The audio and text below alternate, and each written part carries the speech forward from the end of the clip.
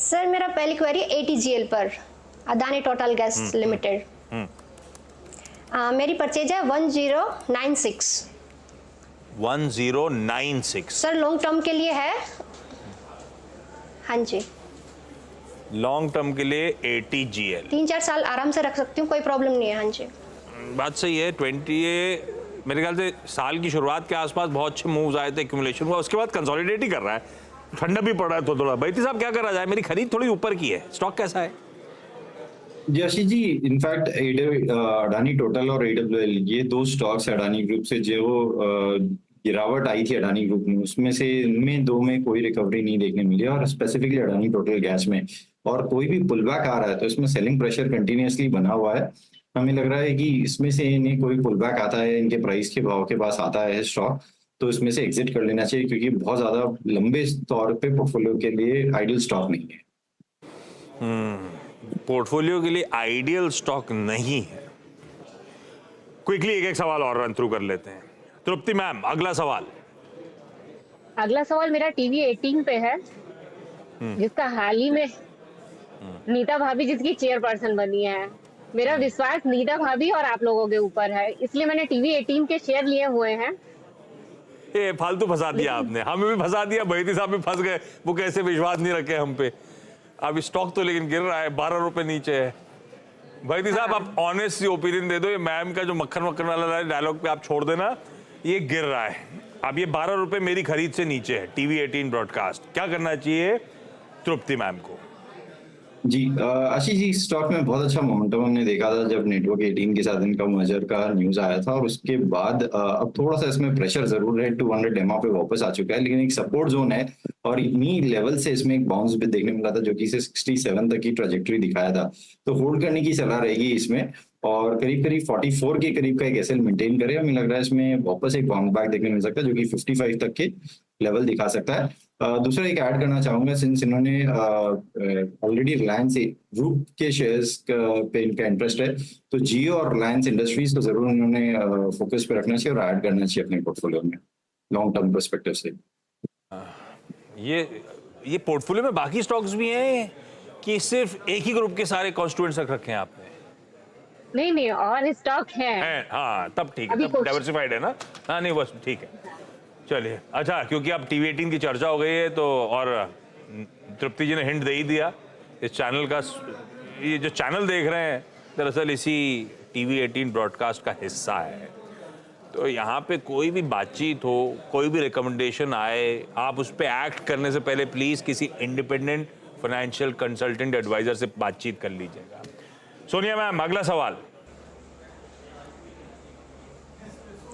Sir मेरा next सवाल है कैनरा बैंक पर, 317 मेरी बाई है, और मैं चाहती हूँ कि इसमें एड ऑन कब करूँ, ये जानना चाहती हूँ।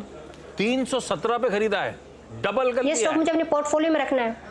हाँ जी, और रखना है, ये अच्छा सवाल है भाई। विनिंग ट्रेड को और ऐड करने का मन है, बैती साहब ये तो बिल्कुल सही बात है, पर यहां से ऐड करना बनता है नहीं बनता है, खरीदूं और नहीं खरीदूं कैनरा बैंक? जी आशीष जी, इनफैक्ट बहुत अच्छा स्टॉक में मोमेंटम बना हुआ है, और जिस हिसाब से पीएसयू बैंक लीड करते हुए देखने मिल रहा है, बैंक निफ्टी के पूरे रैली में पीएसयू बैंक में फोर फ्रंट पे ही रहा है।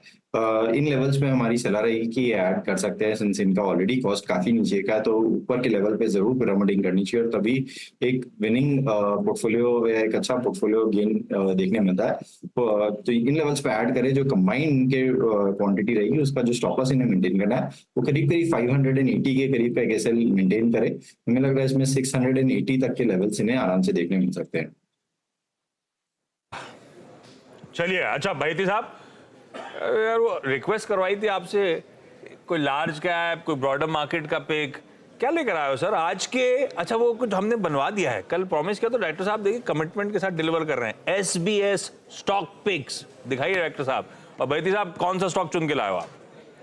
जी आशीष जी, दो स्टॉक चुन के लाए हैं। जैसे एक ही मैंने अभी कहा कि पीएसयू बैंक्स में बहुत अच्छा मोमेंटम बना हुआ है, और एसबीआई तो सर्टनी उसे पूरा लीड करते हुए देखने मिला है। स्टॉक ने शायद आज वापस अपना ऑल टाइम हाई टच कर लिया है, उसके बहुत पास में ऑलरेडी आ चुका है, तो इन लेवल्स पे खरीदारी की सलाह रहेगी। एसबीआई में जो स्टॉप लॉस मेंटेन करना है वो 780 के करीब का कैसे मेंटेन करे। 820 और 840 तक के टारगेट्स के लिए इसमें खरीदारी की जा सकती है। दूसरा जो स्टॉक हमें काफी अच्छा लग रहा है अब वो है ABFRL। इस हफ्ते में एक अच्छा मोमेंटम ऑलरेडी इसमें बना है, लेकिन जिस हिसाब से इस ग्रुप में बाइंग इंटरेस्ट बना हुआ है, हमें लग रहा है कि ये स्टॉक जो कि बहुत अंडर परफॉर्मर रहा था ऑफ लेट, लेकिन अब इसमें भी अब मोमेंटम पिक करता हुआ देखने मिल सकता है। तो 285 तक के टारगेट के लिए इसमें खरीदारी की जा सकती है। जो स्टॉप लॉस इसमें मेंटेन करना है वो 250 का एक एसएल मेंटेन करे। प्रोसेस का ध्यान रखिए। दो बेहतरीन आइडियाज बहिती साहब की तरफ से, एक है SBI और दूसरा ABFRL, Aditya Birla fashion and retail. Director साहब, अपन ने डिसाइड किया था SBS स्टॉक पिक्स, ये आपने पूरा नाम घुसा दिया इसमें यार। अगली बार जब मुलाकात हो तो उसको ठीक करके लाओ यार, अच्छा सा लगेगा SBS स्टॉक पिक्स। चलिए भाई, इस नोट पर सोनिया जी, तृप्ति जी, थैंक यू सो मच इस शो में जुड़ने के लिए, अपनी क्वेरीज रेज करने के लिए। तृप्ति जी, बेस्ट ऑफ जर्नी आपको भाई। और बहिती साहब, ब्यूटीफुली सारी क्वेरीज सॉल्व करने के लिए आपका धन्यवाद। छोटा सा ब्रेक के उस पार दरअसल आज हमारे साथ सिंजीन के CFO और एग्जीक्यूटिव डायरेक्टर शिवाजी बिस्वास साहब होंगे। नतीजों पर उनसे बातचीत के बाद आप सबका स्वागत है। और अब क्विकली मूव करा जाए, जो मैनेजमेंट इस समय इंतजार कर रहा है। सिंजीन इंटरनेशनल और इस कंपनी के CFO और ED शिवाजी बिस्वास सर आपको आपकी स्क्रीन पे नजर आएंगे। शिवाजी सर, स्वागत है CNBC आवाज पर आपका। पहले रिजल्ट स्क्रीन पर रखिए डॉक्टर साहब। आय में साल दर साल 0.8% का दबाव, पर उसके सामने ऑपरेशनली परफॉर्मेंस ठीक, क्योंकि EBITDA फ्लैट है। मार्जिन्स में दरअसल 300 बेसिस पॉइंट्स का इंप्रूवमेंट देखने को मिल रहा है।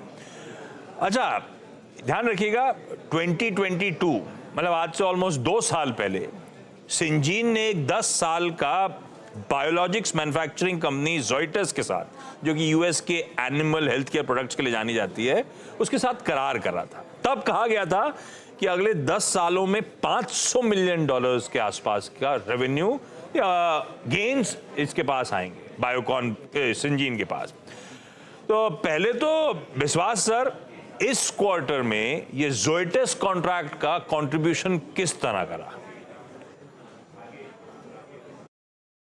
जोइटिस का जो कॉन्ट्रैक्ट है वो बड़ा कमर्शियल कॉन्ट्रैक्ट है, वो फुल कैपेसिटी में अभी डिलीवरी चल रहा है।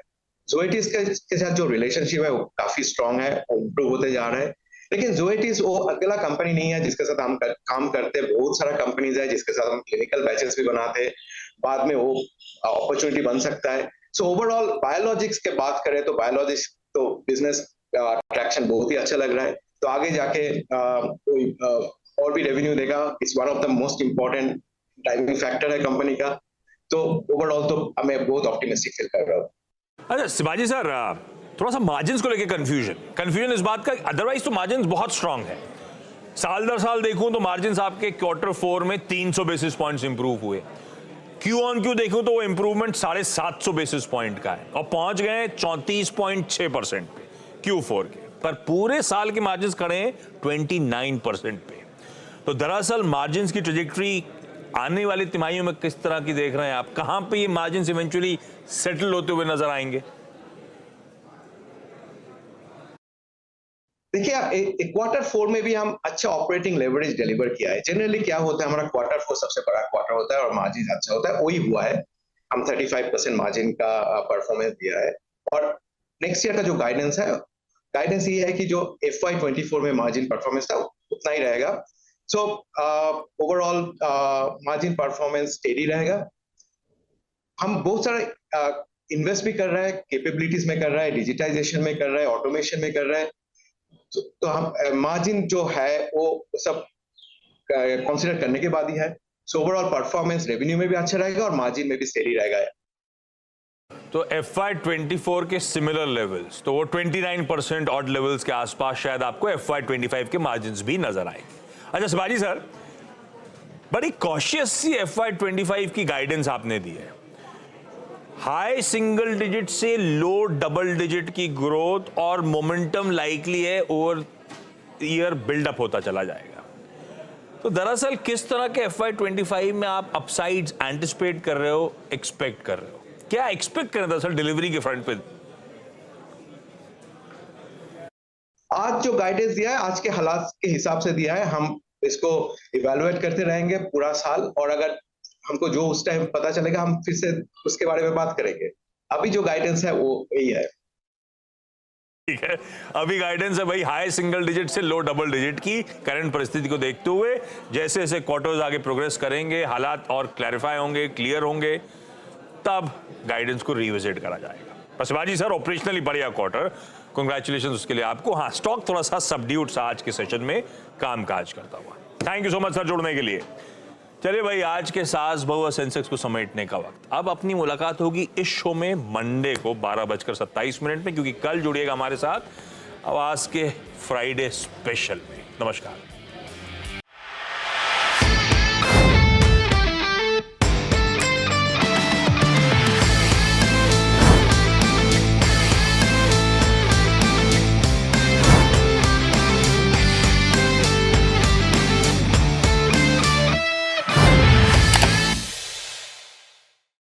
बता दें कि मनी कंट्रोल पर दिए गए विचार एक्सपर्ट्स के अपने निजी विचार होते हैं।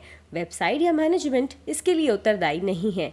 यूजर्स को मनी कंट्रोल की सलाह है कि कोई भी निवेश निर्णय लेने से पहले सर्टिफाइड एक्सपर्ट की सलाह लें।